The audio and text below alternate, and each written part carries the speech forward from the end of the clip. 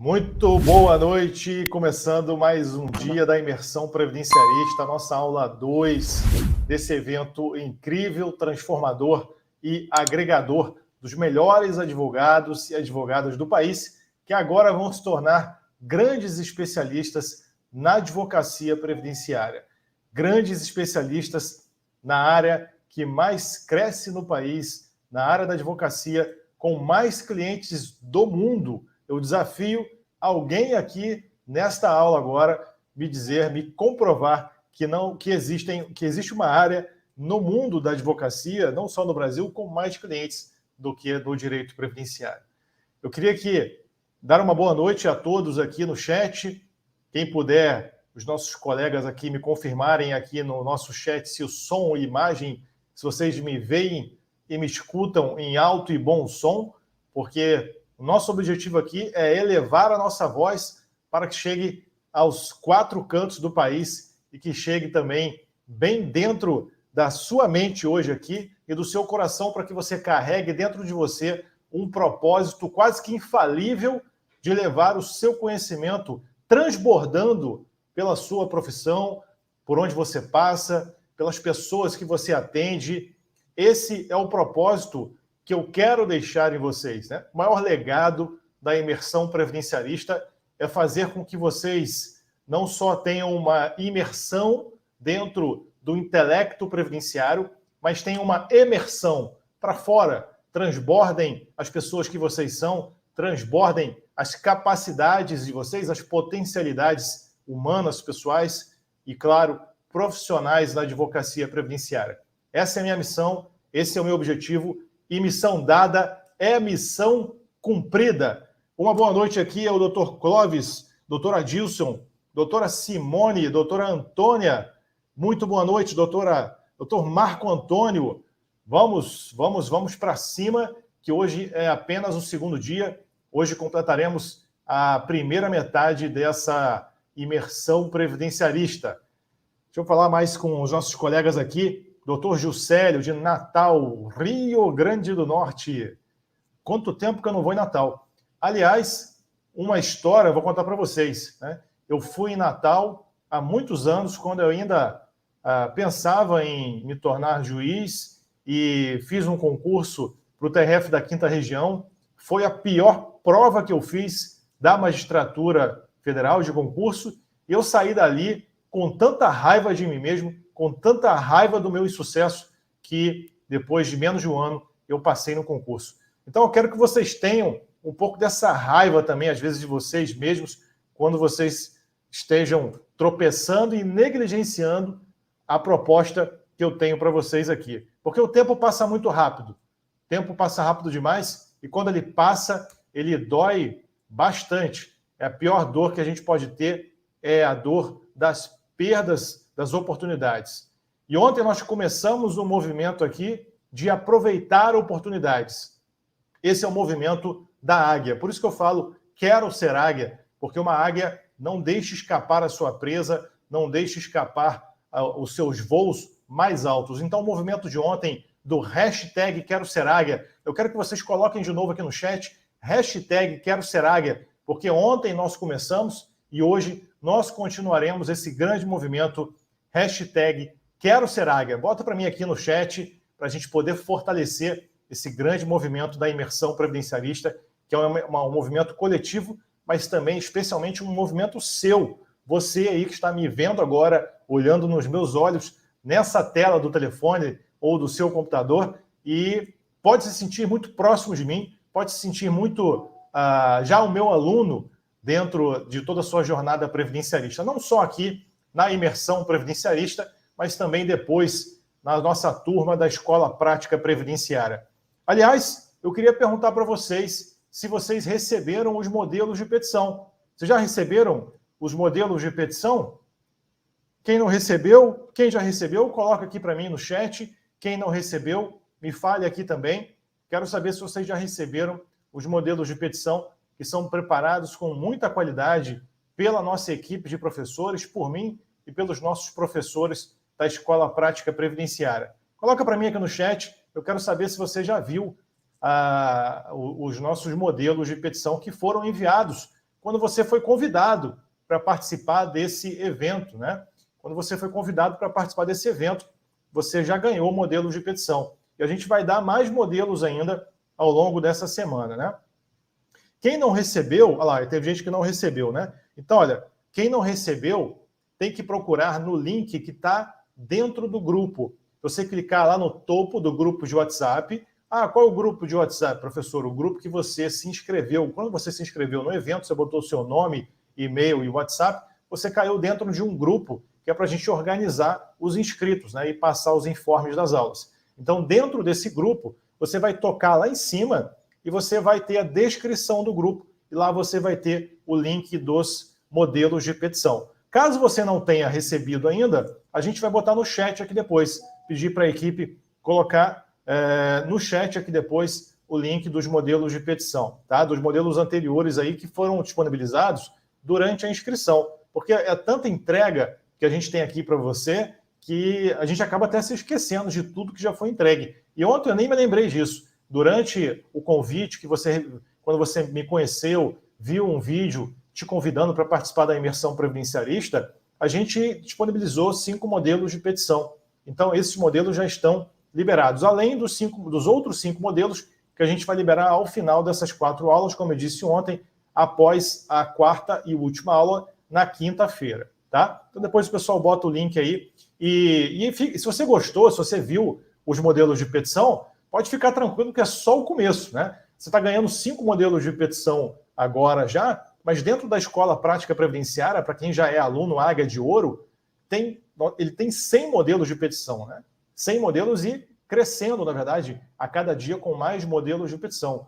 É comum a gente até receber no suporte da escola, colega perguntando, olha, tem um modelo tal, sobre o tema tal, e quando não tem, a gente já encaminha para a equipe de professores para providenciar esse novo modelo de petição. Teve muita gente ontem que comentou sobre matrícula em curso na Escola Prática Previdenciária, mas fica tranquilo, tá? A gente vai falar sobre isso, mas amanhã só. Pode ficar tranquilo que amanhã eu vou explicar tudo direitinho para vocês sobre a matrícula da turma 8 já da Escola Prática Previdenciária, ok? Por enquanto a gente foca nesses conteúdos de ontem, de hoje, e vamos seguindo adiante para vocês se aproximarem cada vez mais desse nível de consciência previdenciária, tá bom?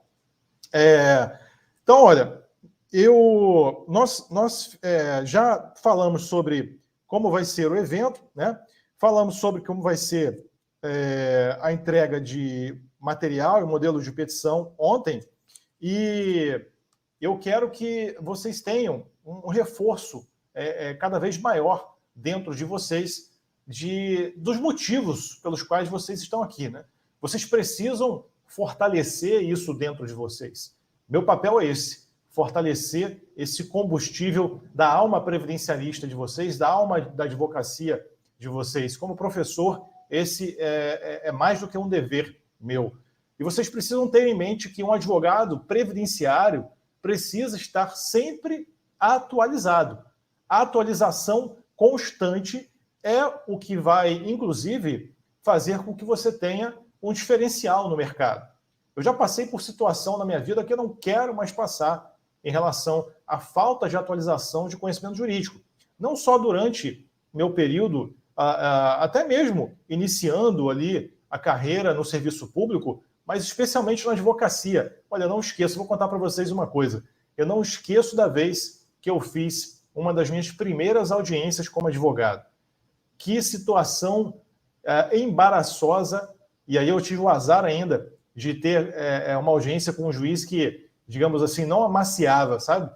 E eu imagino que você já deva ter passado por situação conflitante, difícil numa audiência, seja ela previdenciária ou não, mas especialmente você entrando na área previdenciária, eu não quero que você passe por uma situação que eu passei já de dificuldade de me posicionar numa audiência como advogado antes de eu entrar no serviço público. Advoguei durante 3 anos, né?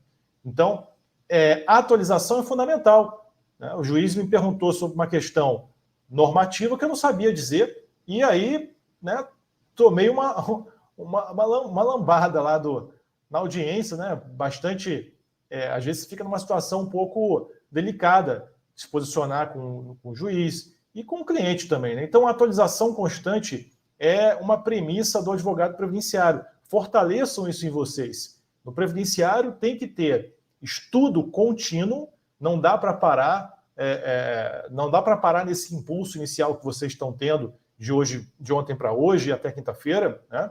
Por isso que é importante continuar e manter um canal único. Quando a gente tem tanta informação hoje de pessoas querendo informar pílulas pequenas de conhecimento, você acaba ficando confuso e não aprende nada. Então, tem apenas um mentor, um professor, e eu estou à disposição, à sua disposição, para ser o seu professor, o seu professor, te ensinar direito previdenciário. Nossa função aqui é de educador jurídico, né? Eu atuo como professor de direito previdenciário, para te dar esse canal concentrado de informações e te dar esse canal sempre atualizado. Ontem mesmo eu falei sobre a portaria número 38 do INSS, que trouxe aquela análise documental, o fortalecimento daquela análise documental para concessão do auxílio por incapacidade temporária. Falei sobre a medida provisória também 1183, que trouxe o programa de enfrentamento das filas do INSS. Então, ali a gente deu apenas 2 exemplos de como que a gente tem esse viés sempre preocupado nas nossas aulas com as atualizações do direito previdenciário. Quem me segue no meu perfil, @prof.frederico_martins, sabe que eu estou ali quase sempre na pole position, trazendo logo às 6 horas da manhã, às vezes até antes, as atualizações do Diário Oficial. Então você não precisa acordar cedo para você ler o Diário Oficial. Deixa que eu e a nossa equipe da Escola Prática Previdenciária façamos isso para você. E eu trago para você essas atualizações, tá? Para isso você vai, então, você tomando esse caminho de encontrar um canal único, atualização, você naturalmente vai se tornar um advogado, uma advogada acima da média. Porque são poucas as pessoas que têm essa sensibilidade no direito previdenciário. Buscar um canal único e buscar um canal único que dê atualização constante e segura. E conhecimento profundo. Vou falar uma coisa para vocês, em off aqui, tá? Eu sou professor também de alguns cursos jurídicos do país. Eu não vou falar nome de curso aqui, tá? Mas eu sou professor de cursos grandes também. Já dei muita aula também para concurso público, não só para advogados previdenciários, né? O meu objetivo, a minha função na docência hoje, principal é formar advogados previdenciários. É o que eu mais gosto, inclusive, porque tem a ver muito mais com a prática do que as aulas para concurso. As aulas para concurso são aulas muito abstrativizadas ainda, né? Abstratas, né? Você trabalha com uma norma muito no nível abstrato. Porque o concurseiro tem que saber um pouquinho de tudo, mas sem ser muito profundo. E aí, o direito previdenciário da magistratura federal, ele é uma matéria muito importante. Mas quando você... eu desafio você que está me assistindo agora, se pelo menos com essas 4 aulas, você já teria um rendimento assim, de 0 a 10, pelo menos ali na casa dos 6,5, 7 já, só com essas 4 aulas, para acertar as questões de direito previdenciário que foram cobradas agora no domingo, na prova do TRF da primeira região para juiz federal substituto. Então, o nosso nível de aprendizado dentro do viés da prática na advocacia previdenciária, ele é tão completo, tão profundo, dá tanta segurança para o advogado, para a advogada que entende e estuda conosco nas aulas da IPREV, por exemplo, e aqui na imersão, que sai dali assim, dando show, entendeu? Tem que tomar cuidado até para não dar assim, um show demais na audiência, né? Porque às vezes tem alguma postura ali, alguém que na audiência pode ficar um pouco, né? Às vezes tem algum juiz que fica um pouco mais ali, não, deixa que eu conduzo, né? O advogado não vai conduzir. Mas, enfim, você tem que estar sempre com essa consciência, tá? Então é isso. Eu quero que você se torne autoridade. Autoridade. À medida que você se torna autoridade no direito previdenciário, você começa naturalmente captar clientes, beleza? Então, olha só, vamos seguir adiante agora. Eu vou começar a aula, eu só vou dar uma meta de like, porque, olha, nós temos 915 advogados e advogadas aqui ao vivo no YouTube e apenas 247 likes. Ontem, quem estava aqui sabe a historinha que eu contei. No tempo antigo, Até não muito tempo atrás, o professor recebia presentinhos ali na sala de aula, né? Ó, professor, uma maçã bonita aqui que eu trouxe, um bolinho e tal, né? Hoje em dia, por enquanto, pelo menos, não tem isso, né? Então, aqui a gente está à distância, o único presente que o aluno dá para o professor é o like. Então, larga o dedo no joinha, começa a dar like aí para a gente ter uma meta de like de pelo menos 800 likes, tá? Falta muito. Pelo menos 800 likes. Aí eu fico muito feliz, é um combustível para o seu professor, beleza? E olha, para você ter o certificado de conclusão após as 4 aulas, você precisa comentar aqui no chat, tá? Em todas as aulas você tem que estar presente e precisa comentar no chat alguma coisa. Somente assim a gente consegue fazer, entre aspas, um rastreamento das pessoas que estiveram presentes, então terão ali o direito ao certificado de conclusão. É um certificado real, né, assinado pela instituição organizadora da imersão previdenciarista, e você vai ter um certificado de participação ali de 8 horas aula, beleza? Maravilha, pessoal. Então vamos lá. Ontem nós paramos, eu falei que ia terminar sobre a temática de auxílio por incapacidade temporária, né? E então, a gente vai falar um pouquinho aqui de auxílio por incapacidade temporária durante uns 15 minutos, tá? E a gente depois vai iniciar o estudo da revisão da vida toda, ok? Deixa eu só configurar a minha tela aqui para a gente começar, para ficar devidamente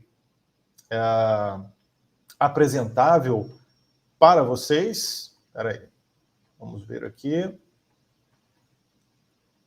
E aí a gente vai começar a acrescentar informações sobre o que nós falamos ontem. Tá? Sobre o que nós falamos ontem. Eu quero começar até mostrando, até a portaria. Deixa eu compartilhar minha tela aqui com vocês agora, peraí. Vamos ver. Acho que eu vou botar a portaria 38, que eu comentei ontem no início da aula, e eu acho importante reafirmar ela com vocês aqui. Deixa eu botar aqui tela cheia, tela 2.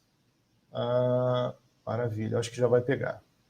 Vamos passar para cá. Agora sim. Agora eu apareço aqui perto de vocês. Deixa eu botar aumentar. Não, aqui não vai dar certo. Então aqui assim, pronto. O que nós temos aqui, meus amigos? Essa portaria aqui, olha, é a portaria número 38, né? Portaria número 38 de 20 de julho de 2023, e ela disciplinou, fortaleceu, como eu disse ontem, condições de dispensa de emissão de parecer conclusivo da Perícia Médica Federal quanto à incapacidade laboral e da concessão de benefício por meio de análise documental. Para quem está chegando agora na área previdenciária, sempre se fez a análise dos benefícios por incapacidade por meio de uma perícia presencial, tá? Por meio dos peritos médicos federais. Então, entrava-se no meu INSS, ainda se faz isso, mas hoje tem essa opção aqui, né? Você entra no meu INSS e faz o agendamento da perícia. O primeiro movimento de requerimento administrativo de um auxílio por incapacidade temporária é o agendamento da perícia. Somente após o agendamento da perícia, que o seu cliente, se for uma perícia presencial, vai na agência, munido de todos os documentos médicos atualizados, relatório médico, inclusive, se possível, do médico que acompanha. Você pode, aliás, dentro da sua função como advogado do seu cliente, pedir um relatório atualizado do médico particular dele, do médico que atende também, eventualmente, no SUS, para que ele leve o máximo possível de informações a respeito da situação médica dele. É dever do médico, de acordo com a resolução, inclusive, do Conselho Federal de Medicina, informar detalhadamente as condições médicas do paciente, né?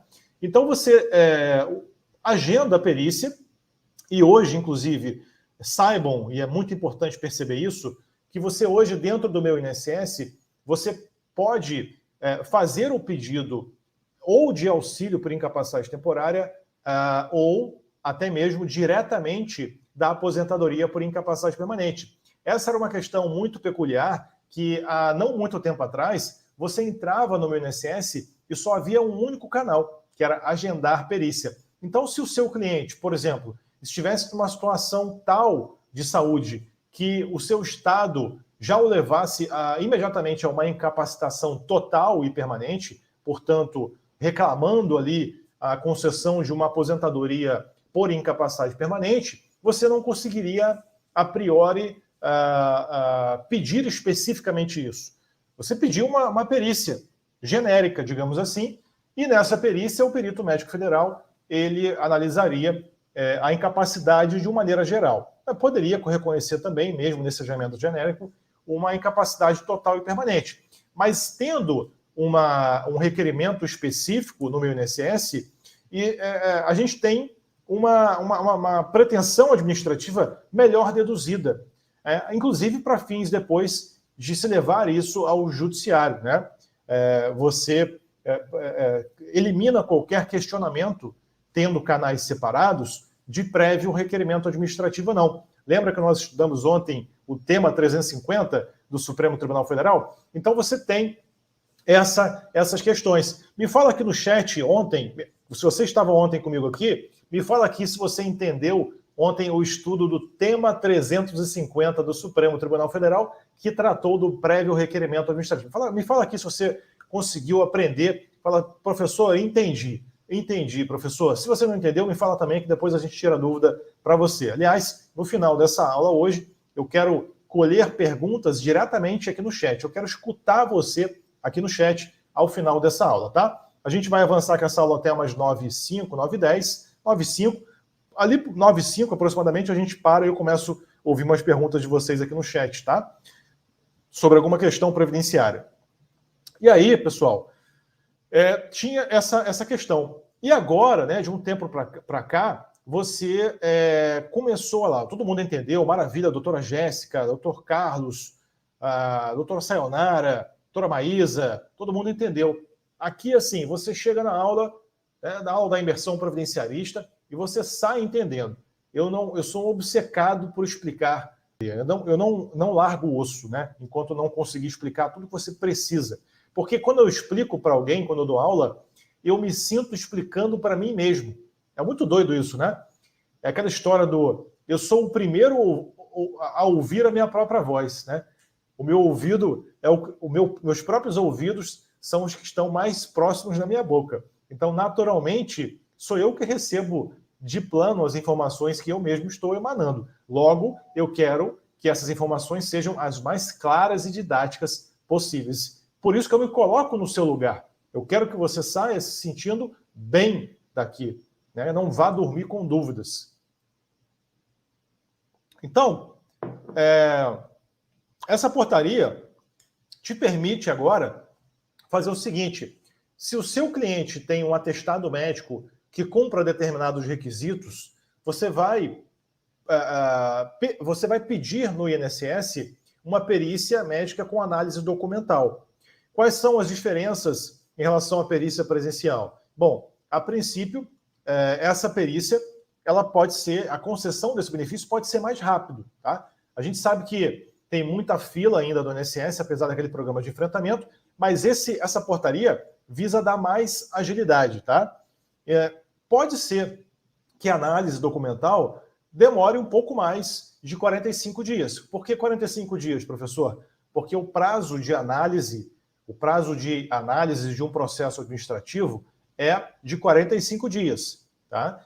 E se passar de 45 dias, a gente entra, inclusive, na possibilidade, pelo menos essa é a jurisprudência dominante que tem se aplicado hoje, na possibilidade de impetração de um mandado de segurança.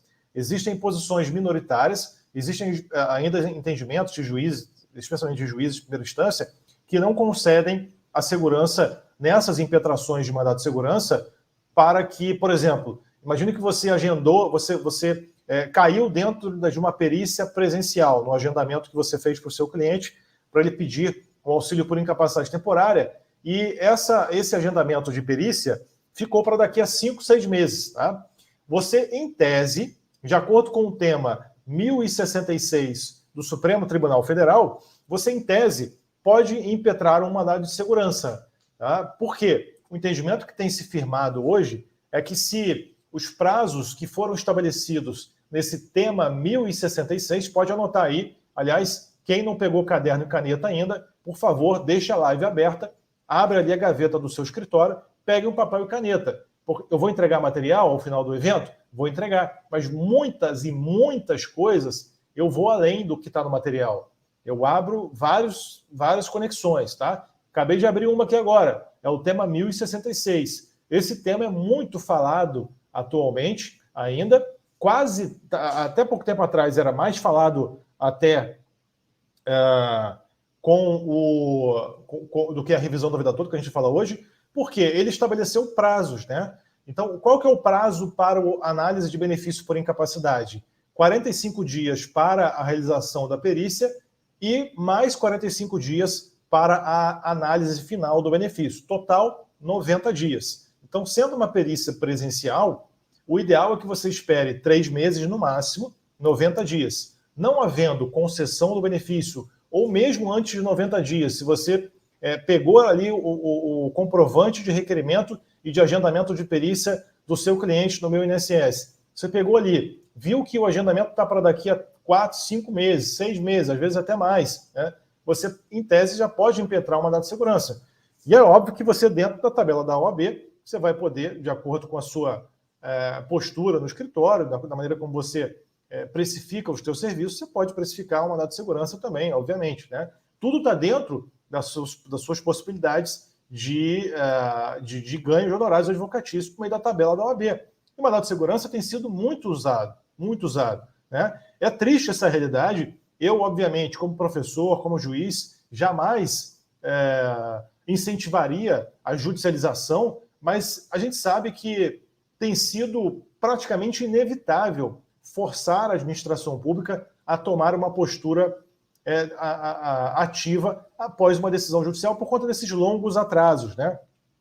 Então, a perícia presencial era a regra. A perícia documental, em tese, se passar de 45 dias, porque já que ela não tem a análise presencial, ela só tem a análise, digamos, documental mesmo, teoricamente você teria um prazo de 45 dias para análise desse tipo de requerimento. E se passar desse prazo, você pode impetrar um mandado de segurança. Eu não recomendo que você impetre logo, passou 45, passou 90, não recomendo. Eu recomendo que você faça, de preferência, uma reclamação na ouvidoria. Outro dia eu fiz uma aula até de atualização para os alunos Águias de Ouro, da Escola Prática Previdenciária, e eu trouxe uma portaria que foi publicada esse ano, que incluiu dentro do meu INSS um sistema de ouvidoria, que é o fala.br. E o ideal é que você faça uma reclamação antes na ouvidoria do INSS, que você tente buscar os meios administrativos possíveis para que, quando se chegar ao judiciário, você tenha munição para falar que você tentou resolver tudo antes, né? Ou seja, o ato foi realmente arbitrário. Se você tentou resolver e não conseguiu, está mais do que provado que se trata de um ato arbitrário, um ato ilegal. Então, você tem mais força argumentativa, certo? Seu direito fica mais líquido e certo sobre essa violação do prazo. Então, esse tema 1066 disse isso. O que acontece aqui? Voltando para a portaria 38, tá? Você vai poder requerer essa perícia documental pelos canais de atendimento em geral, lá, meu INSS, que pode acessar pelo aplicativo ou pela internet. Você pode ligar no 135, né? Você pode ir direto nas agências da Previdência Social e pode também requerer por meio do acordo de cooperação técnica, que é firmado com a OAB, o INSS Digital. Pode ligar no 0800 do advogado também, aqui não está, mas ele é paralelo ao canal de atendimento 135. Tá? E se você ligar no 135 para pedir esse requerimento, caso você não faça, o ideal é fazer no meu INSS mesmo ali, juntar os documentos, colocar o teu CPF também como procurador, porque aí isso vai migrar para o seu INSS digital, você vai ter o acompanhamento espelhado do meu INSS, mas lá no INSS digital, né? E aí, você vai fazer o requerimento lá, beleza? Vai fazer o requerimento lá. E o que a gente tem aqui de requisitos, né? o que o documento lá, por meio documental, que vai ficar condicionado ao seguinte formatação lá, a documentação médica ou odontológica para fins previdenciários, física ou eletrônica, legível, tem que ser legível, sem rasuras, contendo obrigatoriamente os seguintes elementos, ó. Vou botar aqui os seguintes elementos: o nome completo, obviamente, a data de emissão do documento médico, tem que estar claro ali, tá? O nome completo do paciente, nome completo, né, inclusive, se possível, do profissional emitente, com a assinatura dele. Pode ser uma assinatura eletrônica, que é passível de validação, né, por meio de certificado digital ou algo assim, né? E importante, a emissão do documento médico que você vai juntar não pode ter passado de 90 dias. Tá? Então, observe isso. Mais do que 90 dias, não vai dar para pedir a perícia documental. Se você tem um atestado médico ou qualquer outro documento que vai servir de base para esse pedido, se tiver mais de 90 dias, aí não dá. Aí, nesse caso, o que acontece? O próprio sistema, porque quando você vai preenchendo os dados dentro do meu INSS, ao fazer esse requerimento, ele vai perguntando: a data de emissão do documento tem mais de 90 dias ou está dentro de 90 dias? Sim, não. Se você marca algum campo não, automaticamente o sistema do meu INSS, ele te leva para um agendamento de perícia presencial. Tá? Algumas agências, entretanto, elas não estão oferecendo análise de perícia documental. Tá? Por quê?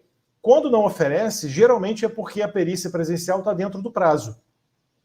Geralmente é assim. Tá? Então, pode ser que no seu requerimento caia diretamente, a depender da sua região, né, do CEP ali do seu cliente segurado, pode ser que caia numa agência que esteja não oferecendo ainda a perícia documental. E aí caia na perícia presencial, você vai marcar, a priori vai cair dentro do prazo. Se cair fora do prazo, aí tem aquela questão que eu falei, pode fazer a ouvidoria, pode fazer a reclamação e, a depender da situação, impetrar em tese um mandado de segurança, né, comprovando que passou dos prazos do tema 1066. Agora, se você cair dentro da perícia documental, você vai ter, digamos ali, não vai ter uma data específica. Esse é o porém dessa portaria. Tá? Se você entra com o pedido documental, não aparece ali no sistema, olha, a sua análise documental vai ser feita na data tal, ou daqui a 30 dias. Porque quando você faz a perícia presencial, tem a data do agendamento. Aí você sabe que naquele dia, o seu cliente foi lá e fez a perícia presencial. Né? Inclusive, o laudo médico da perícia presencial, ele é liberado no sistema após as 21 horas. Né? Não me perguntem por que tem esse horário, mas o sistema libera costumeiramente isso após as 21 horas. Né? Se não sair o laudo no sistema, você vai entrar dentro do meu INSS do seu cliente, vai clicar lá em consultar os laudos. Se o laudo do requerimento da perícia presencial não estiver ali, não estiver apontado já em anexo no meu INSS do cliente, você vai ligar no 135. Né? Geralmente, quando não foi juntado, é porque foi positivo o laudo. Geralmente acontece isso. Tá? Aí você vai ligar no 135 e vai pedir o acerto pós-perícia. O que é o acerto pós-perícia, professor? É o momento em que você vai, eventualmente, juntar algum documento. O ideal é que você já tenha juntado, se antecipado já no requerimento. Tá? Na verdade, no auxílio por incapacidade temporária não tem como fazer isso, é só depois no acerto pós-perícia mesmo. Aí você vai juntar ali carteira de trabalho, vai juntar eventuais documentos que possam comprovar vínculos relacionados à data de início da incapacidade. Por que tem um acerto pós-perícia? Porque somente com a perícia que você consegue saber a data de início da incapacidade fixada pelo perito médico federal e se foi ali indicada a incapacidade ou não. Com isso, você consegue, então, argumentar documentalmente a qualidade de segurado e a carência do seu cliente. Então, isso é o acerto pós-perícia. E você faz isso, como eu disse, ligando lá no canal 135, né? Ou se aparecer o laudo automaticamente no Meu INSS, ali mesmo você já se abre uma tarefa, é assim que se diz na praxe previdenciária administrativa, uma tarefa para você incluir os documentos ali necessários para cumprir essa exigência. O acerto pós-perícia nada mais é do que uma exigência administrativa, tá? E esse acerto pós-perícia, ele também acontece quando se faz a perícia por análise documental. E aí você, muitas vezes, acaba sabendo o resultado da perícia por um despacho meio genérico, tá? Fiquem atentos a isso. Nessas análises documentais, quando sai a análise do laudo, vai sair um despacho, muitas vezes um despacho padrão, dizendo, olha, foi feita a análise dos seus documentos, o parecer foi favorável, o laudo foi favorável ao segurado e oportunamente poderá ser lhe exigido documentos para que se cumpram exigências. Ou seja, faz-se um despacho apenas informando que houve um laudo, mas se diga, olha, oportunamente vai se requerer que você junte documentos. É uma exigência genérica. Isso aí, se acontecer com vocês nessa perícia documental, né, na verdade, no momento em que sair essa informação do laudo, já no mesmo dia ou no dia seguinte, você liga no 135 e fala, olha, saiu esse despacho aqui. Tá? Eu gostaria de saber agora, eu gostaria de prosseguir agora para fazer o acerto pós-perícia. Então, nessa perícia documental, também tem o acerto pós-perícia. Tá? A diferença é que, num primeiro momento, o laudo não vai ser juntado, vai ser só esse despacho ali, vai ser tipo um cumprimento de exigência, tá bom? Beleza, pessoal? Estão entendendo aqui? Quem está entendendo, manda para mim aqui. Estou entendendo, professor? E manda aqui o reforço do nosso movimento. Hashtag quero ser águia. Hashtag quero ser águia. Então, assim, o documento médico tem que ter nome completo, data de emissão do documento de não mais de 90 dias, diagnóstico por extenso da CID. Tem que ter a CID, tá? Assinatura do profissional emitente, então você vai conferindo isso tudo. Identificação do profissional emitente com o CRM dele, ou CRO, tem que ter data de início de repouso ou de afastamento das atividades e o prazo estimado necessário, preferencialmente em dias, tá? Quando for um segurado empregado, tá? Aqui não está dito isso, mas é importante, isso não é muito informado nas normas administrativas. É importante que você junte a declaração de último dia trabalhado, tá? A declaração de último dia trabalhado do segurado empregado. Por quê? O segurado empregado, ele tem que permanecer, né, afastado, e depois de 15 dias, né, na verdade, os 15 primeiros dias, a empresa que assume esse afastamento dele. Quando é um segurado empregado, os 15 primeiros dias de afastamento é a empresa que assume o pagamento. No 16º dia, ele precisa recorrer ao INSS. Então, essa declaração de último dia trabalhado é para comprovar os 15 dias de afastamento, tá? Aliás, não se enganem, tá? Todos os segurados precisam ter 15 dias de afastamento, não só o segurado empregado para requerer o benefício por incapacidade. Então, por exemplo, essa perícia documental aqui, se você tem um atestado médico do seu cliente, você precisa verificar se ele já está afastado há mais de 15 dias. Vamos imaginar que ele seja um contribuinte individual, autônomo, ele não é segurado empregado. Vai precisar esperar 15 dias também para que apenas no 16º dia ele faça o requerimento? Vai precisar. Né? Somente após 15 dias que nasce o direito ao auxílio por incapacidade temporária. O fato gerador do auxílio por incapacidade temporária é a incapacidade maior do que 15 dias. Maior do que 15 dias, tá? Ah, professor, mas ele se incapacitou desde o primeiro dia. Ele, se for reconhecido por essa perícia documental ou presencial que ele tem direito ao benefício, ele não vai receber desde o primeiro dia? Se for um segurado que não seja segurado e empregado, vai retroagir para o primeiro dia, tá? Vai retroagir para o primeiro dia, desde que o requerimento dele seja feito até 30 dias. Até 30 dias, tá? Se for um segurado e empregado, também retroage se for até 30 dias. Mas aí vai retroagir para o 16º dia. Por que para o 16º dia? Ora, eu não disse que os 15 primeiros dias a empresa que assume, então não dá para retroagir para um momento anterior ao 16º dia, senão é como se ele recebesse dobrado da empresa e do INSS. Como o segurado empregado é o único que tem direito a esses 15 dias a serem assumidos pelo seu tomador de serviço, apenas ele tem essa retroação para o 16º dia, desde que ele requer até o 30º dia. Já os demais segurados, qualquer outro segurado, vai ter a retroação para mesmo para o dia anterior ao 15º. Mas, mesmo assim, eles precisam esperar 15 dias. Então, uma coisa é ter que esperar 15 dias para ter direito a partir do 16º dia. Outra coisa é retroagir para o primeiro dia ou não.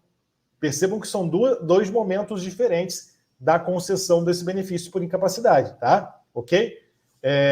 Segurado empregado doméstico, por exemplo. O segurado empregado doméstico, ele não tem direito aos 15 primeiros dias, né? Ele não tem direito aos 15 primeiros dias ali como segurado empregado. Somente o segurado empregado tem isso.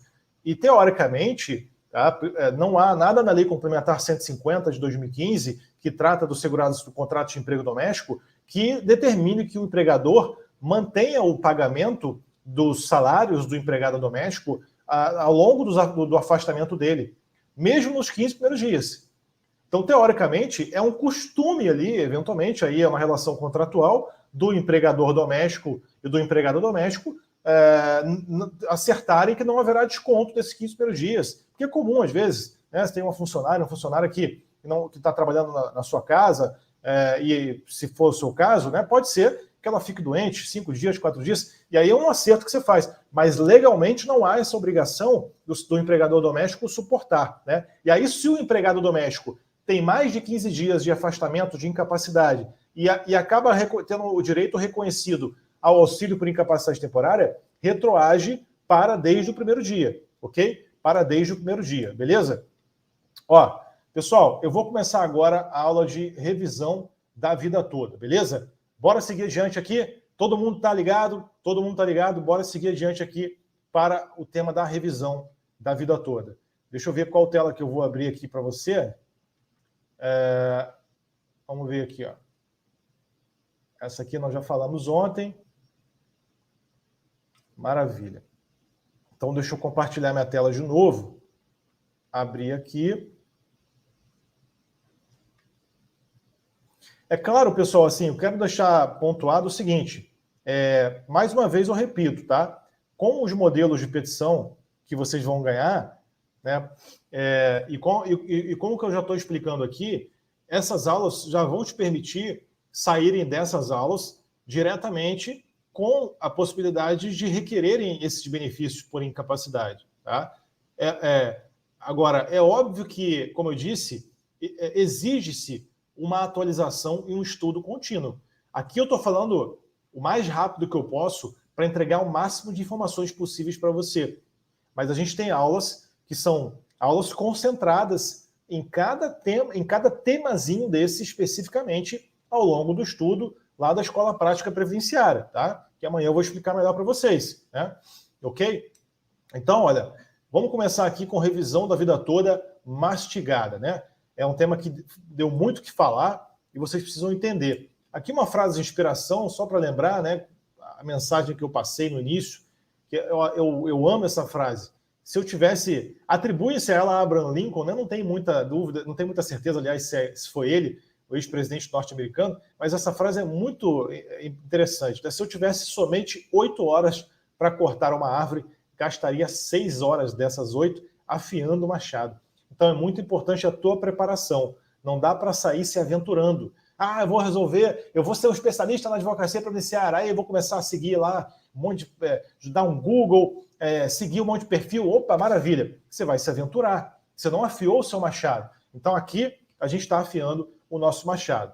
Resumo da revisão da vida toda. É uma ação judicial atrativa? Pergunto a vocês. Vocês sabem? O que vocês me dizem? É uma ação judicial atrativa? Sim ou não? Sim, não ou depende? Coloca para mim aqui. Sim, com certeza, não é atrativa ou depende, prof? Depende. É uma ação judicial atrativa? Coloca para mim aqui.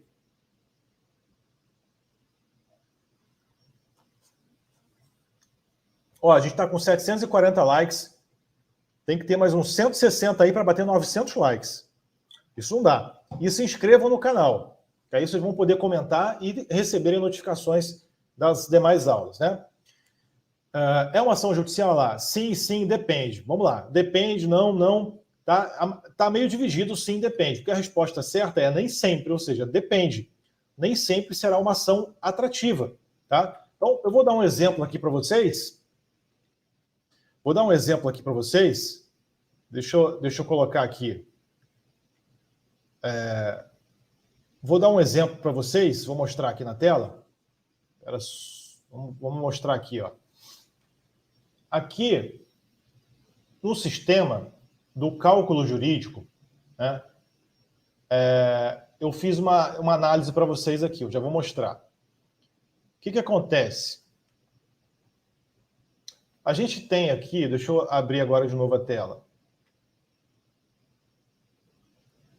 Tá? E, aliás, eu oriento essa orientação fundamental. Tá? Você necessariamente, para atuar na advocacia previdenciária, precisa de um sistema de cálculos. Existem alguns sistemas de cálculos. Eu já gravei aula, já ministrei aula por meio do cálculo jurídico e também por meio do tramitação inteligente. Mas eu sei que tem outros, tem o Prévios,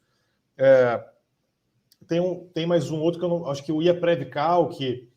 Os mais conhecidos são esses 4. Aí fica até o critério. Geralmente você pode experimentar por um mês e tal. O cálculo jurídico é bem fácil. Então, por exemplo, para mostrar para vocês aqui, no cálculo jurídico, você tem aqui o cadastro dos clientes. Você cadastra um cliente novo. Eu já cadastrei um cliente aqui, olha, que eu botei, cliente, revisão da vida toda, aposentadoria por idade urbana. Então, vamos clicar aqui, né? E eu já fiz um cálculo previamente para vocês aqui. Mas caso vocês fossem começar, vocês começariam aqui, novo cálculo. Novo cálculo. Dentro de novo cálculo, você entra aqui, olha, em previdenciário. Porque esse site tem cálculo para todas as áreas. Então tem em previdenciário, aí você clica aqui em previdenciário e você procura a revisão da vida toda, tá? Revisão da vida toda. E clica em começar. E aí vai seguindo passo a passo. Como eu já fiz aqui, vou mostrar para vocês qual foi o resultado dessa simulação de revisão da vida toda, para vocês saberem se é atrativo ou não, tá? Como é que funciona? Quando você cadastra um cliente aqui, você importa o CNIS dele. Você pega o PDF do CNIS e você joga aqui dentro. Professor, o que é o CNIS? Eu estou chegando agora. Eu vou ser uma águia previdenciarista, mas eu estou começando a bater asa agora. CNIS é o Cadastro Nacional de Informação Social. Nada mais, nada menos do que o documento mais importante, junto com a carteira de trabalho, hoje carteira de trabalho digital, do seu cliente. Mas o CNIS é o mais importante, mais do que a carteira, porque é o raio-x do patrimônio previdenciário do seu cliente. Tá? E aí você vai pegar o CNIS e vai importar, vai colocar ele aqui dentro. Aqui dentro. Tá? Por exemplo, editar configurações iniciais. Aqui eu já coloquei, acho que não dá para mostrar para vocês. Vamos ver aqui. Aqui não dá para mostrar. Quando você vai cadastrar o cliente, é muito fácil, aparece importar CNIS, tá? E aí ele automaticamente, tá vendo aqui na tela? São todos os períodos de trabalho com o tempo contributivo já automaticamente contabilizado pelo sistema, carência, mostra eventuais indicadores, tá? E aí o que acontece? O que eu fiz aqui? Tá vendo que eu coloquei aqui, olha, simulação RVT. Simulação RVT. Eu acrescentei um período manualmente de 1986 a 1990. Por que essa data, professor, especificamente 1986 e 1990? Porque esse período é anterior a julho de 94. A gente vai ver logo a seguir, tá, quais são os critérios aí da revisão da vida toda, e o primeiro deles é essa questão do período anterior a julho de 94. A tese da revisão da vida toda, ela tem justamente o objetivo de incluir no cálculo do benefício períodos anteriores a julho de 94. Então eu botei aqui 86 a 90. Mas se não tivesse esse período, tá? Essa cliente aqui, ela já recebe, olha aqui, ó, benefício recebido, ela já recebe uma aposentadoria por idade urbana. Deixa eu aumentar, ver se eu consigo aumentar a tela para vocês aqui, ó. Estão conseguindo ver melhor agora? Ó. Já, ela recebe uma aposentadoria por idade urbana, ok? Pré-reforma, tá? Aqui é aposentadoria por idade urbana, não é por tempo de contribuição, o sistema colocou genericamente, mas é por idade urbana. E ela recebeu, como renda mensal inicial, R$ 788. A data de início do benefício dessa aposentadoria foi em 8 de janeiro de 2015, ok? E aí, essa aposentadoria por idade urbana foi na idade, com salário mínimo, ok? Então, buscando a análise do benefício, né, com os requisitos que foram apresentados, né, com o tempo contributivo apresentado, ela não tinha direito à revisão da vida toda, não tinha nenhuma diferença. Quer ver? Olha, eu vou botar aqui. RMI, ó.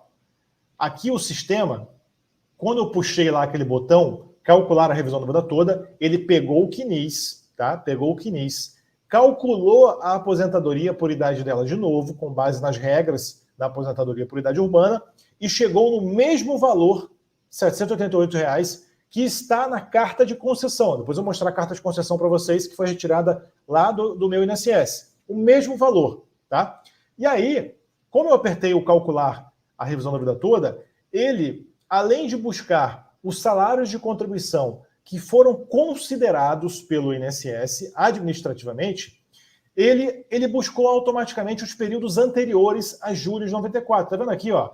Tá escrito aqui, ó. Aplicando... Ah, não, mais para cima aqui, ó. Aqui, ó. Requisitos para espécie completos, ou seja, para a aposentadoria por idade pré-reforma, ou seja, a aposentadoria por idade urbana, ela cumpriu os requisitos. O sistema já mostra, ó, ela cumpriu os requisitos. Para outras espécies, não, ó lá. Não cumpriu o requisito para essa aposentadoria aqui, ó, tá xizinho, vermelho. Não cumpriu para essa aqui, tá vermelho. Não cumpriu para essa, então a única que ela cumpriu foi a que realmente ela conseguiu a concessão lá no INSS, tá? E aí aparece aqui o valor atualizado para hoje, porque lá atrás foi de salário mínimo em 2015, atualizado para hoje, por salário mínimo, né? Vai seguir no salário mínimo, R$ 1.320. E foi aplicada a revisão da vida toda. Só que mesmo com a aplicação da revisão da vida toda, percebam que manteve-se a renda mensal inicial dela. Ela saiu de salário mínimo e continuou em salário mínimo, mesmo considerando os salários de contribuição anteriores a julho de 94. Né? E por que foi... tá vendo? Ela tem aqui alguns períodos, ó, anteriores a julho de 94, ó, 69 a 71, 71 a 75, 85, 85, tá? Só depois aqui, ó, aqui nesse agrupamento de contratantes, que passa de 94, 2003, aí começa a ter alguns recolhimentos aqui 2003 em diante, tá? Então tudo que tá aqui, olha, para trás daqui, não foi considerado pelo INSS no cálculo, porque o INSS não considera, pela regra de cálculo então vigente, os salários de contribuição anteriores a julho de 94, tá?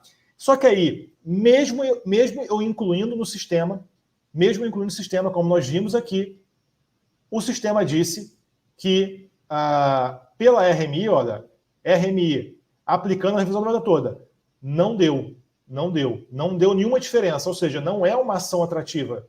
Por isso que você, quando for analisar, for prospectar o cliente, for fazer o atendimento, né, você vai ter que verificar se ele tem períodos de trabalho, primeiro, com altos salários de contribuição anteriores a julho de 94 no CNIS. Se não estiver no CNIS, você vai ter que investigar com ele na carteira de trabalho dele, por exemplo. Às vezes ele pode ter mais de uma carteira de trabalho, se ele tinha vínculos de trabalho que não estavam no CNIS.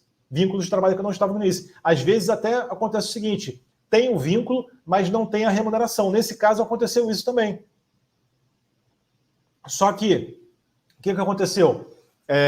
Para você comprovar a remuneração, como é que você faz? Professor, se eu tiver uma situação dessa, né, Se eu tiver uma situação dessa, que eu tenha que comprovar um vínculo de remuneração que não está no CNIS, anote um nome muito importante para a sua prática previdenciária administrativa. Existe uma coisa chamada requerimento de atualização de CNIS, é o RAC, tá? O requerimento de atualização de CNIS, ele pode ser feito a qualquer momento, mesmo antes de um pedido de concessão de aposentadoria, tá? Mesmo antes. Pode ser feito até, teoricamente, até depois também, para reconhecer algum período que somente agora você conseguiu comprovar, mesmo depois da concessão da aposentadoria. Se foi um período anterior à concessão da aposentadoria, vamos supor que agora você conseguiu aquela sentença trabalhista que nós comentamos ontem. Lembra que a gente comentou ontem? A sentença trabalhista. Você vai pegar o quê? Uma RAC, para juntar essa sentença trabalhista no INSS. Vai abrir um pedido administrativo específico. Como é que você faz isso? Professor, não sei. Como é que eu faço isso?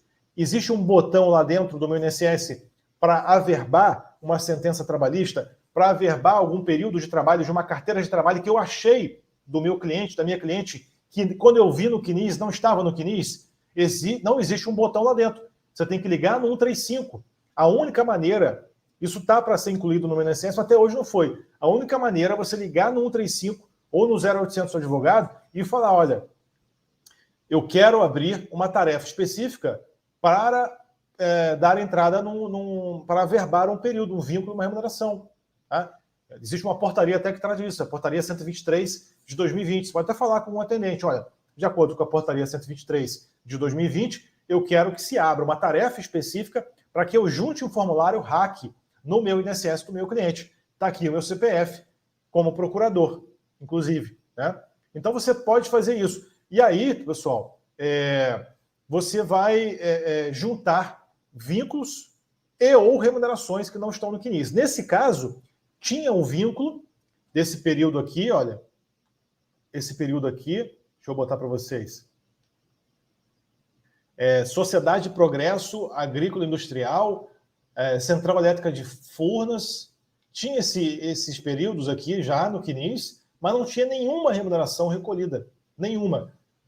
E vamos imaginar que essas remunerações fossem altas remunerações e você conseguiu comprová-las por meio da carteira de trabalho, por meio de extratos de pagamento, por meio de declaração também do ex-empregador, né? Com informações mês a mês das remunerações que foram pagas, por meio de extrato do fundo de garantia, que você conseguiu entrar na conta vinculada do seu cliente e viu os depósitos mês a mês dos valores correspondentes ao fundo de garantia. Então, você conseguiu comprovar a remuneração, juntou esses documentos, fez a RAC por meio do 135 e colocou lá. Nesse caso, entretanto, as remunerações eram baixas e mesmo sendo incluídas, não fez nem cosquinha com o final, porque né, se fossem altas, aqui ó, 69, 71. Se fossem altas, poderia dar uma diferença para fins de se considerar a tese da revisão do valor todo, mas não eram. Tá? E aí, para que vocês percebam, primeiro, esse é um cenário que você pode se frustrar, pode não valer a pena. Tá? Agora, um cenário que a gente simula aqui foi esse, olha. Eu coloquei aqui, ó, simulação da revisão da vida toda. Eu incluí um período de 86 a 1990, tá? E eu vou habilitar ele aqui agora. Ó, eu vou entrar aqui no... Você tem como configurar. Você entra aqui no período, ok? Entra aqui no período, está marcado um xizinho aqui, ó. Vou compartilhar a tela, desculpe. Espera aí, agora vai. Então, olha, eu entrei aqui nos períodos e vou incluir agora um período de 86 a 90, que eu coloquei propositalmente, com um valor alto de salário de contribuição, para você ver que isso é factível, é muito factível. Então, eu vou desabilitar aqui para começar a contar esse período, tá? É um período de 86 a 90 que eu coloquei aqui, ó, deixa eu botar. 86 a 90, tá? Então, vou salvar. Vamos dar uma olhada aqui para ver se vai aparecer a mudança do valor da renda mensal inicial, porque agora o programa automaticamente recalculou a renda mensal inicial dessa aposentadoria conforme a inclusão desse período lá de trás. E vai fazer um cálculo considerando a média de tudo. Deixa eu ver aqui, ó. Aqui. Vamos dar uma olhada. Olha aqui, ó, vou aumentar. Olha o que deu aqui. Olha o valor que passou, R$2.000. Valor atualizado, R$3.227. Então, vocês vejam que por um período de 4 anos acrescentado, que você, por meio de busca, achou ali a carteira de trabalho dele, incluiu uma remuneração que não tinha sido incluída, né? Ou, por exemplo, se trata de um contribuinte individual que não tem a comprovação dos recolhimentos, ele não tem mais as guias de recolhimento dele. Vamos supor que ele era um dentista, um contador, um profissional liberal lá da década de 80, 90, e ele não tem mais as guias de recolhimento. Aí você vai fazer o quê? Se o servidor não tiver juntado automaticamente isso no processo de concessão, de pedido de aposentadoria, você pode, até mesmo antes, tá? Por meio da RAC também, pedir a busca de microfichas. O que são microfichas, professor? Até 1982, aproximadamente, os empresários autônomos, na época, eles não eram chamados de contribuintes individuais, eram os empresários autônomos, né? E eles não tinham os seus recolhimentos inclusos no CNIS. O CNIS começou na década de 70, por meio dos segurados empregados, e somente na década de 80 que veio a migração dos dados, dos carnezinhos, né, dos carnês, para o CNIS, tá? E aí, pode ser que o seu cliente, que seja um profissional liberal lá da década de 80, até mesmo 90, não tenha no CNIS esses recolhimentos. Então, você pede as microfichas. Se o servidor achar e tiver constando ali os documentos, tá? Aliás, os recolhimentos, aparece um monte de númerozinho antigo, tá?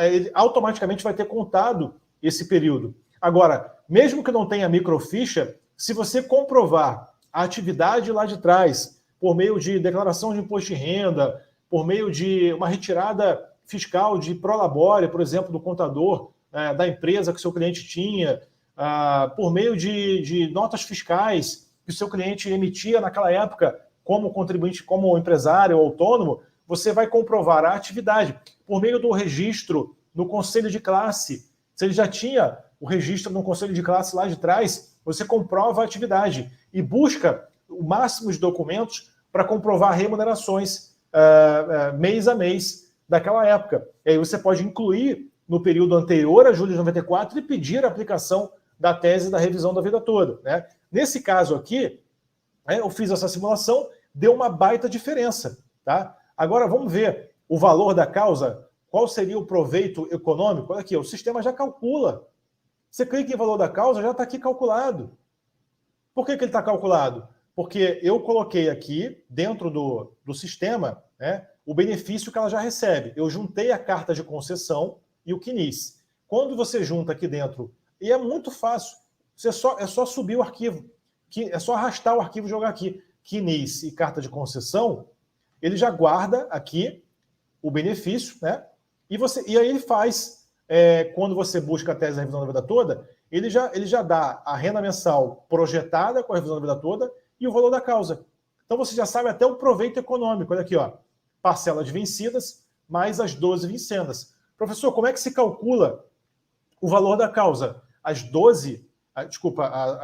parcelas vencidas e as 12 vincendas. Deu um total de 151 mil, né? Só que o limite do juizado, hoje, é 79.200. Então, nesse caso aqui, não vai dar para ingressar no juizado. Você vai ter que ingressar na vara, né? E, obviamente, aí fazer uma análise segura sobre o risco da demanda, porque na vara, se você perder a ação, você vai ser condenado, seu cliente vai ser condenado em honorários sucumbenciais e ao pagamento de custos. A não ser que, e no mais das vezes, vamos falar a verdade, no mais das vezes acontece o deferimento da gratuidade da justiça. Então, é um risco controlado. É um risco controlado, beleza? Então, eu dei uma análise para vocês aqui muito interessante. Você pode, inclusive, exportar o relatório aqui, ó. Exportar o relatório e mostrar para o seu cliente quando você for fazer o atendimento dele. Você tem um relatório do valor da causa, tem um relatório do cálculo da revisão da vida toda, né? É realmente fantástico isso aqui.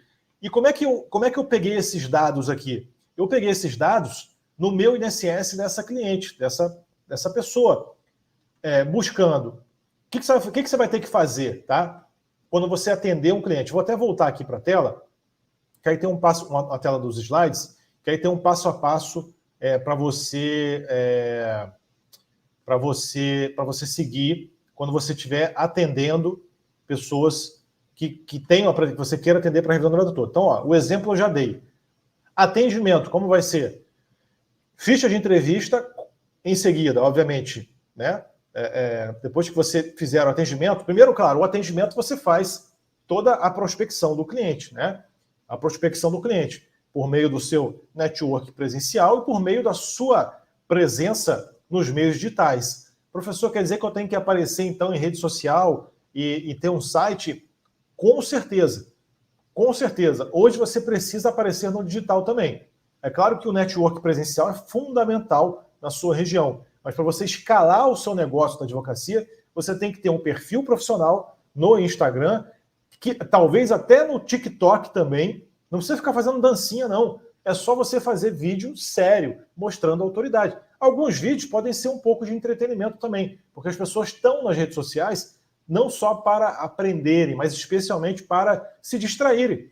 Então, se você bota informações importantes sobre previdência, de maneira, às vezes até lúdica, isso pode captar um cliente. Mas no nicho previdenciário, vocês não precisam ser comediantes em internet, não, tá? Vocês gravarem vídeos sérios, mostrando, por exemplo, olha, você está sabendo da revisão da vida toda, os requisitos são esses, esses e esses, tal.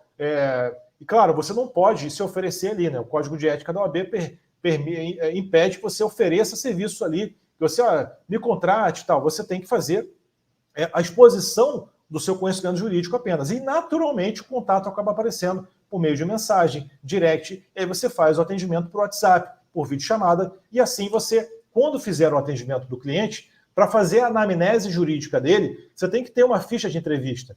Tá? Na escola a gente tem essa ficha de entrevista. Também tem modelo de contrato de honorários, também tem modelo de procuração.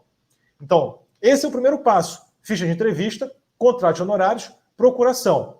Fechou o contrato, fez a anamnese jurídica, sabe de tudo, pegou os documentos, pegou carteira de trabalho, você vai entrar lá no meu INSS do cliente, por meio da senha dele.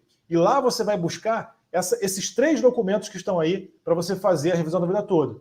Extrato CNIS completo, carta de concessão e extrato de pagamento, tá? No extrato CNIS, você tem que verificar se todos os vínculos do seu cliente estão presentes. Como é que eu vou saber, professor? Eu não sou mãe de Ná, eu não sou mágico. Ora, não é isso que eu estou falando. Você vai ter que fazer a ficha de entrevista vasculhando patrimônio previdenciário que eventualmente não esteja no CNIS. Quando você baixar o CNIS, você já vai ter a ficha de entrevista ali e vai olhar, olha, poxa, não está aqui no CNIS esse vínculo. De preferência, o ideal é que você já faça a entrevista com o seu cliente com o CNIS na mão, para você ir perguntando para ele, né, todos as sequenciais ali, os períodos. Né? Então, por exemplo, aquele período que eu mostrei lá para vocês daquela cliente, né, ela não tinha remunerações. Então você já vai perguntar, olha, você tem a carteira de trabalho? Vamos ver aí a remuneração que está anotada? Aí você vai ver a remuneração que está anotada no contrato, e também nas folhas que fizeram as anotações salariais. Você vai ver as anotações ali, beleza? Pessoal, estão entendendo? Estão acompanhando? Manda aqui no chat para mim. Estou acompanhando, professor. Mais 10 minutos a gente termina. Força aí, força aí. Verificar se as remunerações estão presentes, verificar se as remunerações estão corretas. Às vezes teve alteração e não foi incluído, ou mesmo um pagamento por fora, né? Você pode tentar comprovar isso também, mesmo que eventualmente você tenha que entrar antes com uma ação trabalhista, que não é totalmente indispensável, tá? Por quê? Porque o juiz federal ele tem a competência incidental para analisar também relações de emprego. Ele não vai fazer coisa julgada em relação, por exemplo, ao reconhecimento de um vínculo de emprego para o empregador. Não dá para você pegar uma sentença previdenciária e depois esfregar na cara do ex-empregador e falar, me pague as verbas trabalhistas. Ora, não é isso. Primeiro, porque ele não fez parte do processo. Segundo, porque o juiz federal não tem competência trabalhista.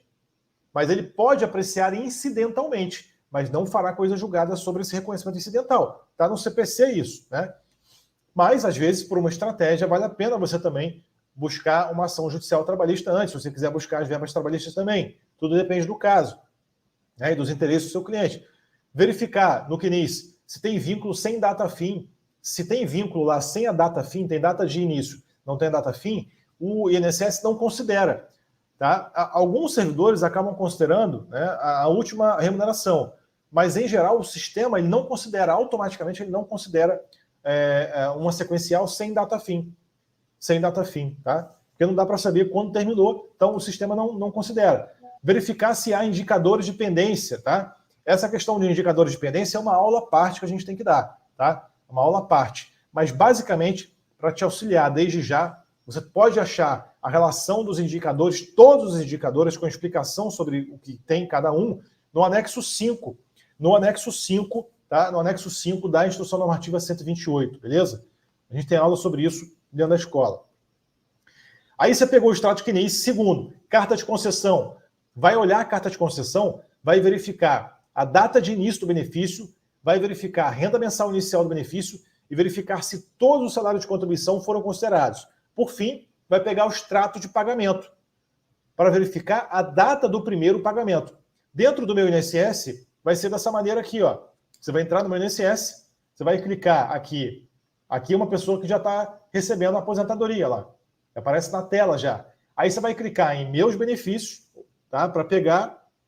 Na verdade, primeiro você vai pegar o CNIS, né? Você vai digitar aqui em cima, CNIS. Aqui em cima, CNIS. Vai aparecer lá CNIS, você vai apertar o botão para fazer o download, vai pedir o extrato completo de relações previdenciárias e remunerações. Baixou o CNIS.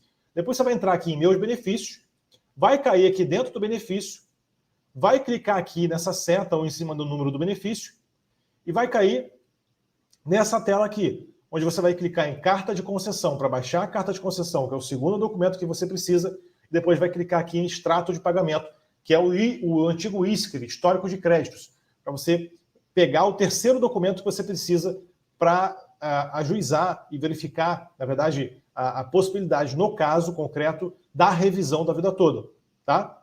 E esses documentos, pessoal, eles estão aqui, ó. Deixa eu colocar para vocês aqui na tela. Eles estão aqui, ó. Eu peguei para mostrar para vocês, ó. O primeiro é esse daqui, né? Ó, carta de concessão. Aposentadoria por idade, requerido. Tá lá, foi requerido em... Opa, vou botar aqui uma linha menor. Foi requerido em 8 de janeiro de 2015 e a DIB do benefício, 8 de janeiro de 2015. A DER, 8 de janeiro, a DIB, 8 de janeiro também. Por quê? Retroagiu para a data de entrada do requerimento. Tá? E aí, a renda mensal inicial, ó, R$ 788. Renda mensal inicial. Professor, essa data aqui é importante para eu calcular, para verificar o prazo de decadência para a revisão da vida toda? Não é essa data que você tem que usar. Não é essa data, tá? Você tem que usar essa data aqui que está dentro do histórico de créditos, do extrato de pagamento. Muito importante, olha. É a data do pagamento da primeira competência. Olha aqui, ó. 24 de março. Vejam que o benefício foi concedido em 8 de janeiro de 2015 e o primeiro pagamento, a primeira prestação, foi somente em 24 de março de 2015. Aí, quem lembra da aula de ontem, que eu comentei que o prazo de decadência começa a contar do primeiro dia do mês subsequente ao do primeiro pagamento. Então, nesse caso, começou a contar em 1º de abril de 2015. Logo, o prazo de 10 anos da decadência da revisão da vida toda vai até 1º de abril de 2025. 2025. E não em 8 de janeiro de 2015. Não é a da DIB. Vai ali até a data do pagamento. Os 10 anos posteriores. Tá? Então, isso é fundamental que você pegue esses 3 documentos para você verificar o prazo de decadência, ok? O prazo de decadência. Aqui é o extrato, o extrato de CNIS, para você verificar o quê? Se tem no CNIS já períodos anteriores a 94. Aí tem aqueles dois períodos aqui que eu mostrei, 69 a 71, né? 69 a 71 e depois 71 a 75. Então, esses dois períodos aí. Então, são esses 3 documentos que vocês vão trabalhar. Não é difícil. Pode ser um pouco complexo, porque são alguns detalhes que você tem que olhar. Mas difícil não é. Se você estiver preparado, estiver sintonizado com informações seguras e saber onde procurar, você vai tirar de letra para analisar essas questões da revisão da vida toda. Pegando informações na ficha de entrevista, pegando informações no meu INSS, desses 3 documentos, e depois jogando no programa de cálculos. Aí, tranquilo. Aí, como é que eu faço, professor? Agora eu quero saber o seguinte. Como é que eu faço? Eu vou fazer um requerimento administrativo, professor, disso aí? Ou eu vou entrar com uma ação judicial? Você vai entrar com uma ação judicial. Professor, eu ouvi dizer que o INSS abriu ali um pedido administrativo para isso. Então eu tenho que pedir, porque você disse ontem que tem que pedir na esfera administrativa. Pessoal, vamos lá. O INSS chegou a incluir uma marcação dentro de uma INSS singela, pequena, um quadradinho, escrito aplicar a revisão da vida toda, nas tarefas relacionadas à revisão em geral. Então, você entrava lá para fazer uma revisão em geral, de um benefício, né? E no questionário inicial tinha lá, aplicar a revisão da vida toda. E isso aí deu o que falar realmente, porque o INSS está brigando para não aplicar a revisão da vida toda. O INSS nunca reconheceu essa tese e nem pode reconhecer, porque o servidor do INSS, a administração pública, se pauta por um princípio que é o princípio da legalidade estrita. Ele é vinculado à lei. Ele não pode decidir de maneira contrária à lei. E a tese da revisão da vida toda, ela é, de certa forma, contrária ao que está na lei. Foi uma interpretação que se deu ali no STJ e no Supremo, tá? Mas o que tem prevalecido hoje é que não é necessário o prévio requerimento administrativo. Não é necessário o prévio requerimento administrativo. Há uma dúvida só em uma variação, um ponto específico. Eu não falei para vocês que em alguns momentos vocês vão precisar comprovar vínculos e remunerações que não estão no CNIS, como nesse caso aqui, que não tinha as remunerações desse período aqui de 69 a 71 e 71 a 75. No caso, mesmo incluindo, como eu falei, não fez diferença que era a remuneração baixa. Mas suponhamos que fosse remuneração alta e que valesse a pena incluir. Aí como é que você vai fazer? Por meio da RAC. Da RAC, falei com vocês. E lembram do tema 350, que eu falei ontem, falei mais de uma vez, inclusive. Falei, quando houver matéria de fato ainda não apreciada, essa revisão deverá ser direcionada para a esfera administrativa previamente.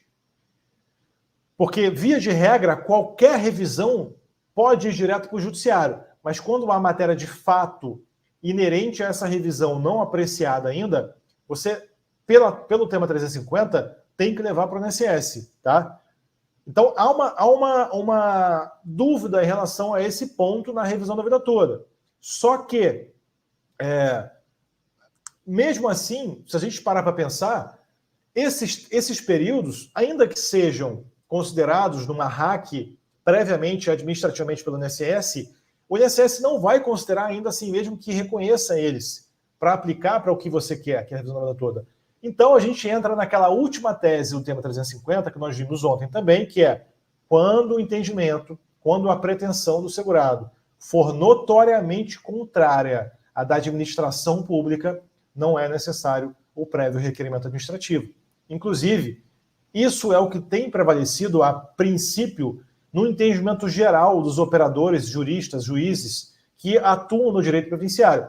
Eu tive a oportunidade de participar da primeira jornada de Direito da Seguridade Social, que foi realizada no mês passado no auditório do Conselho da Justiça Federal em Brasília, e ali foi, digamos, uma reunião fechada, né, para pessoas que atuam com ênfase no direito previdenciário e tal, e essas pessoas, entre advogados, juízes, membros da advocacia pública, debateram temas muito importantes da prática previdenciária, do direito à Seguridade Social como um todo, especialmente assistência e previdência, né? Porque a saúde tem uma jornada própria. E aí foi proposto um enunciado sobre a revisão da vida toda, que ainda está para ser publicado, que fala que não precisa do prévio requerimento administrativo, tá? Ali está dizendo isso. Professor, esse enunciado é vinculante, como se fosse uma repercussão geral do Supremo, um repetitivo da STJ? Não, não é vinculante.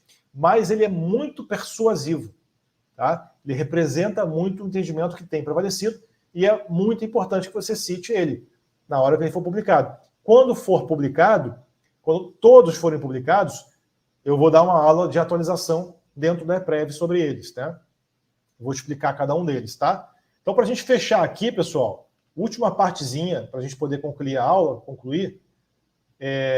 hoje eu me empolguei aqui, não queria passar muito não, eu me empolgo, e eu só queria mostrar para vocês aqui, ó, para a gente fechar e eu abrir para dúvidas para vocês, tá? Aqui a gente falou, então, de como chegar nos documentos, a revisão da vida toda, para quem nunca tinha ouvido falar ainda, ela veio desses dois julgados aí, um do STJ e depois do Supremo, tá? Tema 999 do STJ, tema 1102 do STF.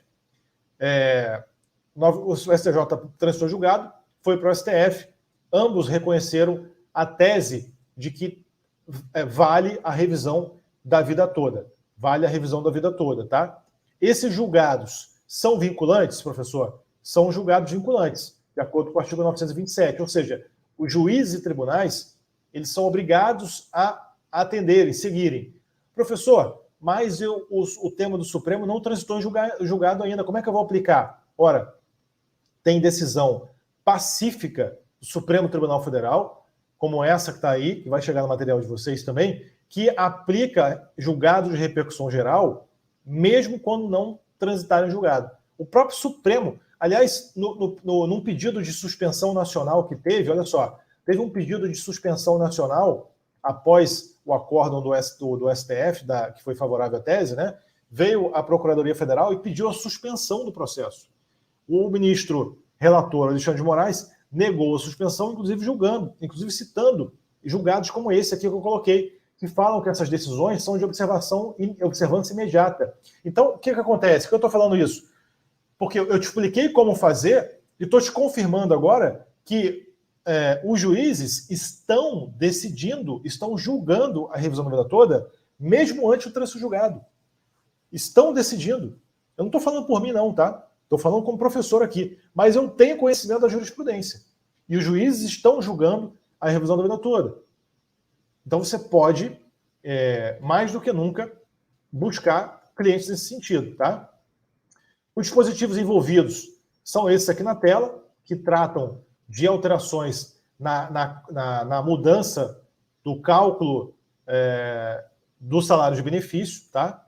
E no material tem tudo para vocês aqui, olha, a maneira como foi alterado. Amanhã, tá? Porque o fundamento da tese é importante que vocês conheçam de maneira um pouquinho mais detalhada, para vocês terem segurança total ali, vamos dizer, no ajuizamento final, tá? Vocês já pegaram, digamos, 80% do que precisam saber.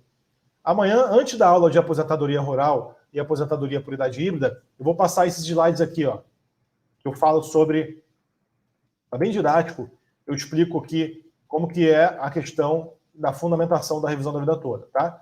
O prazo de decadência, nós já falamos, eu só vou tratar amanhã também sobre uma possível tese, em princípio, de você talvez buscar um afastamento do prazo decadencial, tá? Mas isso fica para amanhã. Pessoal, quero abrir para dúvida aqui agora. Deixa eu ver no chat, quero falar com você, quero te ouvir. Deixa eu ver como é que você está aqui. Manda aqui para mim um oi no chat, quero saber como é que você está e qual a dúvida que eu posso ajudar. Eu quero ler a sua dúvida aqui direto no chat. E aqui é uma prévia só, né? Aqui a gente dá uma prévia. Por exemplo, nas aulas do Plano Águia de Ouro da EPREV, que eu vou explicar para vocês amanhã, a gente vai abrir matrícula amanhã da turma 8 da EPREV, né? A turma 8. Amanhã é a oportunidade de você escrever hashtag Águia de Verdade. Hoje quero ser águia. Hashtag quero ser águia. Amanhã eu quero que você escreva hashtag sou águia de verdade. Beleza? Hoje é o hashtag quero ser águia. Amanhã é o hashtag sou águia de verdade. Bota para mim aqui. Vamos ver. Rapaz, está muito rápido aqui. O segurado já aposentado que já recebe... Deixa eu tentar puxar isso aqui.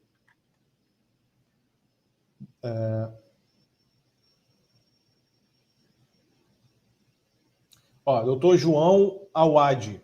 O segurado já aposentado que já recebe o teto, qual seria a vantagem da revisão da vida toda? Ele poderia receber acima do teto? Enfim, qual seria a vantagem para ele? Olha, se ele recebeu durante o teto, aí não tem vantagem realmente, tá? Mesmo com a revisão da vida toda, ele não pode passar do teto da Previdência, tá, doutor? Então, a princípio, não haveria nenhuma vantagem aí não, ok? Vamos ver se eu consigo achar outra aqui.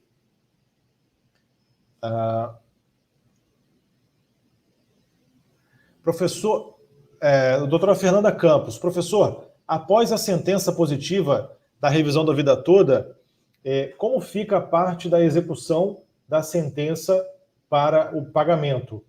Olha, como é que é a praxe nos processos judiciais previdenciários, doutora Fernanda? A gente tem a concessão da tutela antecipada, né? Então a gente tem a obrigação de fazer e a obrigação de pagar. De fazer o quê? De implantar. Obrigação de implantar um benefício que eventualmente já foi concedido, que deve ser restabelecido, que deve ser revisado, tá? Então a gente pode, numa sentença judicial, e no mais das vezes é isso que acontece, conceder a tutela antecipada na sentença para que seja já iniciado o pagamento com a renda revisada. Agora, os atrasados, obrigatoriamente, ficarão sujeitos ao cumprimento de sentença definitivo. Então, num cumprimento de sentença provisório, por meio do mesmo rito da tutela antecipada, né, a gente tem a possibilidade de receber. Os efeitos financeiros para o cliente, então, são relativamente rápidos em relação à alteração da renda mensal dele atualizada. Mas os atrasados ficam sujeitos ao cumprimento definitivo. E aí vai ser por RPV ou precatório. O RPV somente até 60 salários mínimos, né?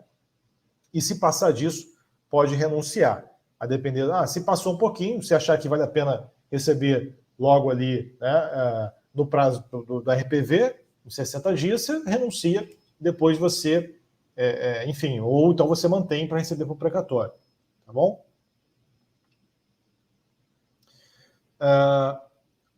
Falecimento do esposo que ainda não era aposentado, porém tinha idade para aposentar. A viúva tem direito à pensão por morte?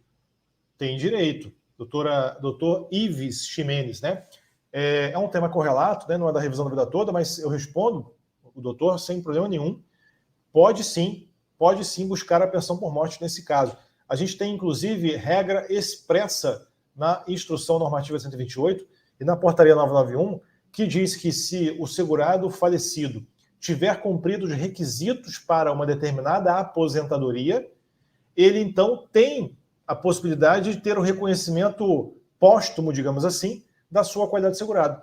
Né? Vamos supor que ele faleceu e já estava sem contribuir há muito tempo, estava fora do chamado período de graça, inclusive, mas você, como um bom advogado, demonstrou que ele tinha cumprido já os requisitos de idade mínima, tempo de contribuição e carência. Entretanto, não havia sido concedido para ele, não havia sequer requerido, talvez, a aposentadoria. O fato de ele não ter requerido não afasta a qualidade de segurado dele, que é um direito inalienável, irrenunciável, e, consequentemente, os dependentes podem requerer esse reconhecimento também, tá?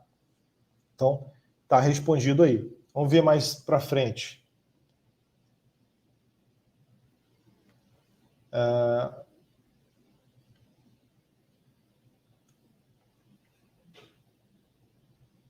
Doutora Maria Leite, tem um cliente que teve empresa e durante o período da empresa teve prolabore, mas ele não conseguiu se aposentar porque faltou comprovar justamente esse período. Essa é a grande dificuldade, né? É angariar documentos. Nesse caso, talvez declaração de imposto de renda, alguma declaração do contador, nota fiscal, não só os registros de pagamento do prolabore, tá? Mas algum movimento de faturamento, de extratos bancários, algo que possa mostrar que havia atividade dele como sócio também, assinatura de documentos fiscais, pagamento de guias, né? E isso pode ser usado também para comprovar a atividade e, a depender dos documentos, comprovar as remunerações a título de prolabore. Beleza? Esta aula acrescentou mais conhecimento que estava procurando. Chegou na hora certa. Obrigado, professor. Doutora Nazaré Bezerra. Maravilha, pessoal. Muito bom estar com vocês aqui. Doutora Joelma, boa noite, professor. Obrigada e até amanhã. Doutor Orlando, aposentado em 2013 e falecido em 2014. A viúva pode requerer como? Aqui é um caso interessante de revisão da vida toda. Você pode, em tese, se beneficiar da revisão da vida toda quando há pensão por morte, não só em relação à pensão por morte, mas também em relação ao benefício que antecedeu a pensão, no caso, a aposentadoria. Agora, nesse caso, doutor Orlando, se foi em 2013, tá muito provavelmente para encontrar o prazo decadencial, que é de 10 anos.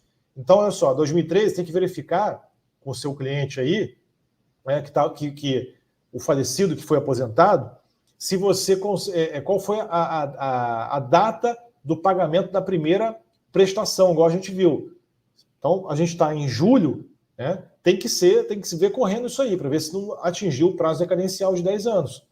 E aí você vai poder revisar a aposentadoria e a decadência da pensão por morte, ela também vai ter a possibilidade de ser revisada, tá? Os dois benefícios, ok? Aposentado rural tem direito à revisão da vida toda se teve períodos de contribuição urbana?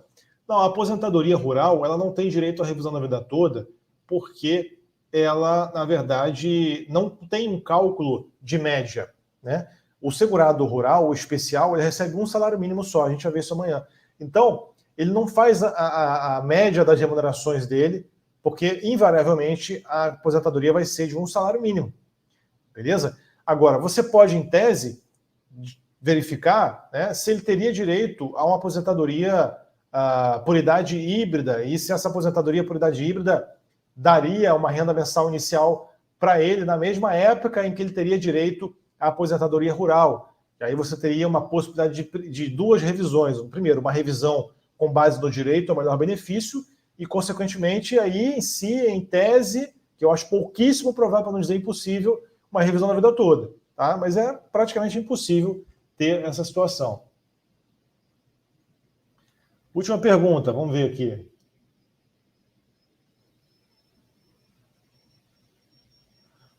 Doutora Maria, doutor Mário Bahia, se solicitar hoje a aposentadoria com base nas regras antes da reforma, ou seja, pedir uma aposentadoria com base em direito adquirido, por exemplo, aposentadoria por tempo de contribuição, o cálculo seria com base na vida toda?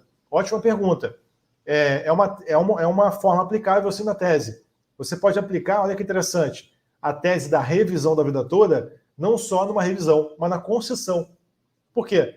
Porque se você tem um cliente que ele tem direito adquirido a uma aposentadoria por tempo de contribuição até 13 de novembro de 2019, ou seja, ele cumpriu todos os requisitos dessa aposentadoria por tempo de contribuição até a data da publicação da emenda constitucional número 103, que alterou toda a fórmula de cálculo e só cabe revisão da vida toda, pessoal, para quem tem benefícios concedidos a partir de 29 de novembro de 99, tá? Teve a DIB, aí é a DIB que tem que ver. 29 de novembro de 99 até 13 de novembro de 2019. Então, no intervalo de quase 20 anos, aproximadamente, tem que ter a DIB da aposentadoria, dos benefícios, porque não só a aposentadoria tem direito, mas qualquer benefício que tenha ali o cálculo da média, tem que estar ali.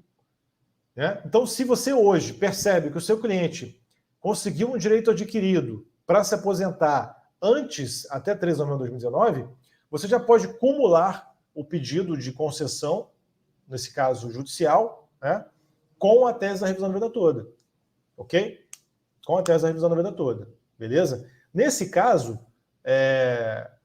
teoricamente, você poderia pedir direto no judiciário a concessão já. Por quê? A concessão está atrelada à revisão da vida toda. Então, consequentemente, por ser uma pretensão notoriamente contrária da UNSS, estaria dispensado do prévio requerimento. Mas aí, assim, nesse ponto, cada juízo uma sentença. Pode ser que o juiz fale, não, com relação ao pedido específico da concessão, primeiro da concessão, vá pedir no INSS. A revisão a gente vê depois aqui. Pode ser que ele exija isso. Mas talvez valha a pena tentar. Né? E o último caso vai ser indeferida a petição inicial e você corre para o administrativo. Tá bom? Pessoal, a gente vai encerrar aqui nossa aula hoje. Foi uma alegria enorme estar com vocês. Amanhã, às 20 horas, a gente está aqui de novo para tratar de aposentadoria por idade rural e aposentadoria por idade híbrida. É o terceiro nicho. Falamos ontem do primeiro nicho e completamos hoje benefício por incapacidade. O segundo nicho hoje, falamos sobre revisão da vida toda. Vou dar uma completadinha rápida amanhã no início desses últimos slides, tá? E em seguida a gente entra no terceiro nicho, que é a aposentadoria rural e aposentadoria por idade híbrida, que tem muita demanda, muito mercado, muito cliente, beleza? Amanhã é a melhor aula, que a gente vai ter a liberação da senha dos materiais. A gente precisa contar com a presença de vocês de novo para que a gente gere o certificado de conclusão e eu vou explicar melhor para vocês essa abertura da turma 8, uma grande oportunidade da turma 8 da Escola Prática Previdenciária. Eu vejo vocês amanhã. Amanhã é o dia de vocês se tornarem águias previdenciárias de verdade. Um grande abraço, uma boa noite a todos e, para fechar, essa é a hora de dar um print na tela, bater uma foto. Se você estiver assistindo pelo computador, pega o seu telefone, manda uma foto agora do professor e me marca no seu Instagram. Me marca no seu Instagram, prof.fredericomartins, tá? Publica nos seus stories e coloca lá, @prof.fredericomartins e coloca hashtag quero ser águia. Beleza? Se você tiver no telefone, faz um print agora, vai depois lá no seu Instagram, nos seus stories, que aí eu vou publicar você também lá. Ontem eu publiquei, foram mais de 50, 60 marcações, foi muito legal ver todo mundo participando ali, e a gente fortalece esse movimento que a gente começou na segunda-feira de quero ser águia previdenciária. Quero ser águia previdenciária, beleza? Então bate a foto, me marca, começa a me seguir também no Instagram, @prof.fredericomartins, hashtag quero ser águia, beleza? Grande abraço, até amanhã, uma boa noite, um bom descanso, que Deus abençoe vocês.